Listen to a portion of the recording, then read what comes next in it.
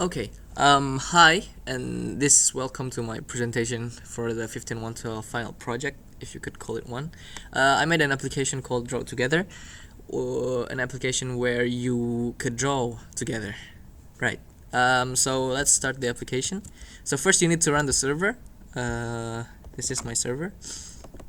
I'm gonna run the server. So see, the server is listening at the port, our favorite port, 15.112. And then once the server started, I could start the actual canvas. And here is my welcoming screen, which is basically not very impressive. You could log in. I put a few usernames and passwords registered. So this is one from me. And once that's done, you could have your canvas. Right, so here's a canvas where you could draw. As you notice, there's not a lot of buttons here, but that's the reason I have a second screen, a second presentation slide screen. Okay, so everything, every control that you will access, it will be accessed via the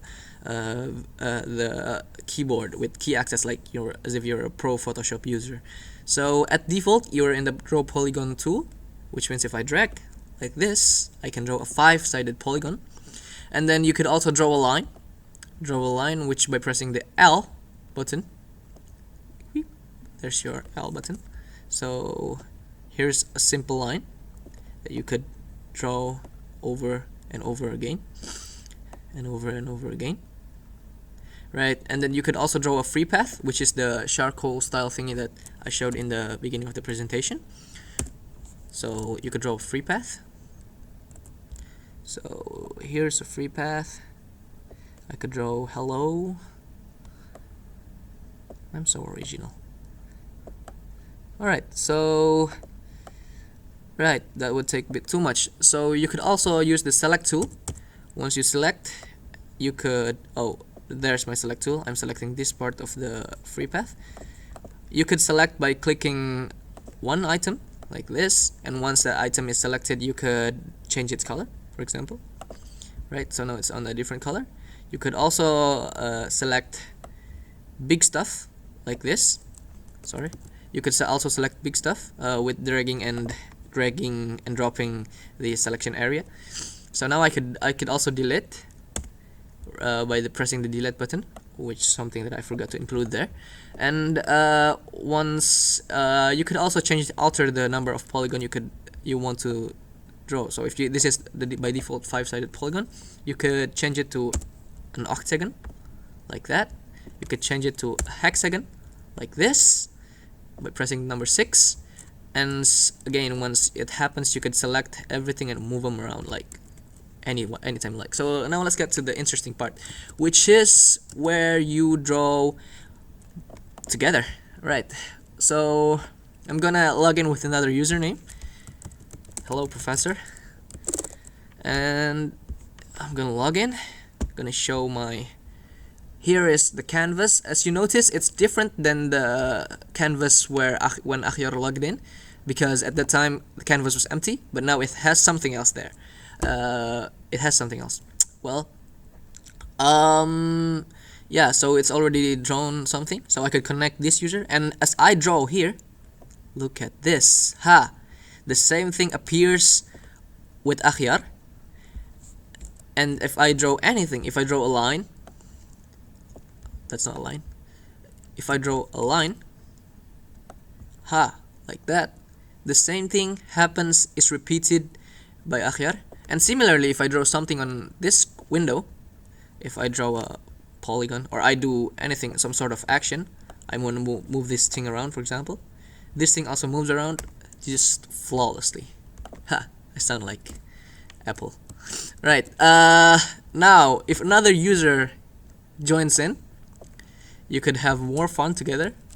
Let's say who is the user? Okay, our favorite professor, soon next semester, I guess. So here's the third screen. Yeah, so everything's there, and yeah, so here's everything. You got all the stuff that's listed that is already drawn before. And if you notice, if you pay careful attention, when you draw, okay, let's see. So this is from the perspective of Professor Sakib, and if Akhyar draws something, or let's say something good, draws a polygon like over here, it shows up as this color. But if Professor Kamal draws another thing, let's say a line, it shows up as a different color in Professor Sakib's screen. Right. So this is a bit this is a bit, I know that this is all in one screen, but because that's only because I don't have another computer with me. So yeah, that's what you can do. To do this, to achieve this, I had a bit of problem maintaining the events, because like I have to handle events from Pygame, which is the screen that you're drawing, and also events from the server from everybody else. And to achieve that, I used some kind of multi-threading library, so which is called msglib, so I could listen to both loops, both event handlers at once, event reactor at once. So for the server, I created it as a wrapper around this, also this similar library, msglib.listener. The server authenticates the users and broadcasts updates and possible improvements. I know there's yeah. And there's the canvas where you could scale. I'm supposed to be, I think it would be nice if we could scale the canvas, the scale objects, or rotate objects, or fill the shapes with color, which I failed to implement. Congratulations, Muhammad. And here, I have a server. Possible improvements there would be a more advanced authentication mechanism, because this one is kind of really primitive, and also like optimization, predicting the most movements and stuff, and registration feature. Right, so there's my presentation. Bye.